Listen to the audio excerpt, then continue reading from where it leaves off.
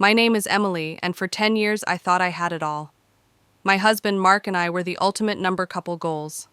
We built our dream business together, a small chain of artisan coffee shops called Bean There. He was the numbers guy, the charismatic frontman who handled the investors. I was the creative director, designing every interior, curating the playlists, and creating the vibe that made us famous. Our life was a highlight reel. Instagram was filled with pictures of us hiking with our golden retriever, Cooper, laughing at fancy dinners, and celebrating each new store opening. We were a team, or so I thought. The first red flag was his phone.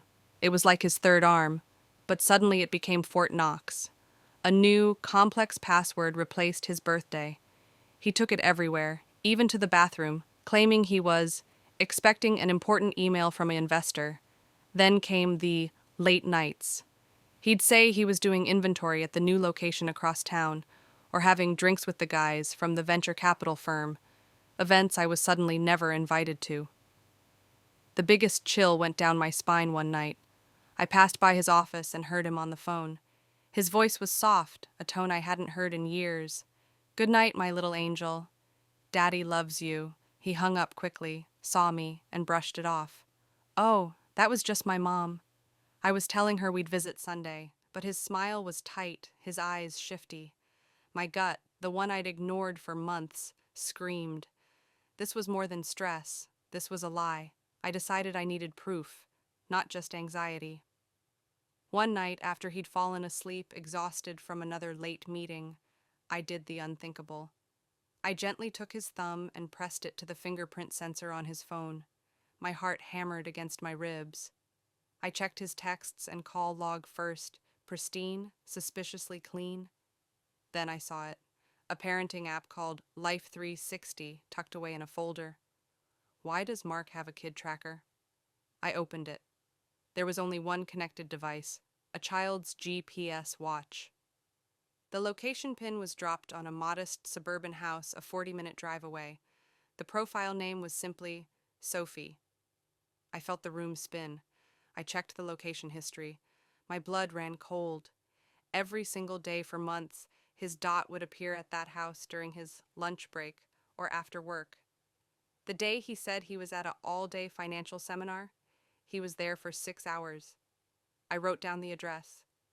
The next day, I told Mark I was having a girls' day with my best friend Sarah. Instead, I drove to that quiet, tree-lined street and parked a few houses down, my hands trembling on the wheel. I didn't have to wait long. The front door of the house opened, and a young woman in her mid-20s stepped out, pushing a stroller.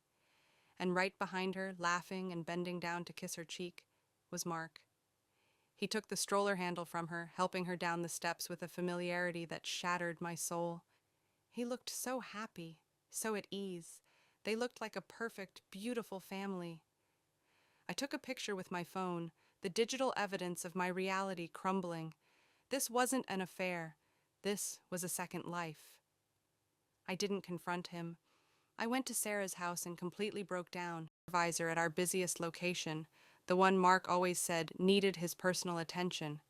They'd met 3 years ago. Their daughter, Sophie, was 18 months old. But the real bomb, the one that shifted this from a personal betrayal to a criminal one, was the financial discovery. Mark wasn't just buying them gifts. He had signed over the ownership of that very coffee shop, my design, our most profitable location, to a shell corporation owned by Chloe. He was funneling our company's money, my sweat and equity, into his secret life. He bought her a car, an apartment, all disguised as business expenses and renovation costs. He wasn't just cheating on me, he was robbing me blind. I cried for a day. Then I got to work. My lawyer and I devised a plan. I became the perfect, trusting wife again. I told Mark I was stressed about the business and suggested we reconnect. He, flushed with guilt and relief, let his guard down. While he played house with Chloe, I was dismantling his empire. I secured every piece of evidence: bank statements, the PI's report, the photos, sworn affidavits from a loyal employee at that location. I quietly transferred my shares of our other assets into a trust under my parents' names. I scheduled a meeting with our biggest investor, a tough, no-nonsense woman who had always respected my work ethic. The day of the meeting, I asked Mark to meet me at our flagship cafe. I said the investor wanted to discuss a massive expansion. He walked in, all smiles, expecting to talk about the future. He didn't expect to see me, our investor, and my lawyer sitting at a corner table with a folder between us. "Mark, have a seat," I said, my voice colder than I ever thought it could be. I didn't scream. I didn't cry. I presented the evidence like the business proposal it was. I showed him the photos of his family. I showed him the financial records. I showed him the deed to the coffee shop in Chloe's name. Our investor's face turned from confusion to pure, unadulterated rage. The color drained from his face. He started stammering, trying to gaslight me, to say it was a misunderstanding, that Chloe was blackmailing him. Our investor cut him off. "Save it, Mark. I'm not investing in a soap opera. Emily, my legal team is at your disposal. This is fraud." I looked at the man I loved for a decade. "Get out of my shop. Our lawyer will be in touch. You can explain to Chloe why her free ride is over." The divorce was brutal.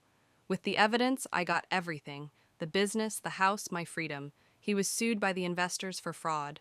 The last I heard, he and Chloe were struggling. The coffee shop had been sold to pay his legal debts, and the facade of his perfect double life was completely obliterated. It wasn't just about the money, it was about reclaiming my power. He thought he could have two lives. In the end, he lost them both. My story is a warning. Trust your gut. Sometimes the perfect life is just a filter, and the truth is hiding. He didn't expect to see me, our investor, a formidable woman named Barbara, and my lawyer sitting at a corner table with a thick folder between us. "Mark, have a seat," I said, my voice colder than I ever thought it could be. I didn't scream. I didn't cry. I presented the evidence like the business proposal it was. I clicked through a presentation on my laptop that I had prepared for Barbara. Slide 1, a photo of Mark, Chloe, and Sophie, the happy family. Slide 2, financial records showing transfers from our business account to Chloe's. Slide 3, the deed to the coffee shop now in Chloe's name.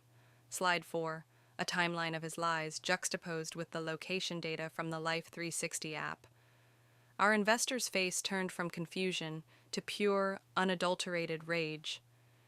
"You used my money to fund your secret life?" she seethed, her voice low and dangerous. The color drained from Mark's face. He started stammering, trying to gaslight us, to say it was a misunderstanding, that Chloe was blackmailing him, that he was going to tell me. Barbara cut him off. "Save it, Mark. I'm not investing in a soap opera. This is fraud, plain and simple.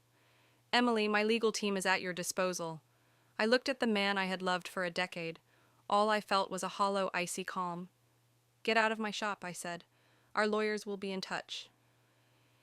You can explain to Chloe why her free ride is over."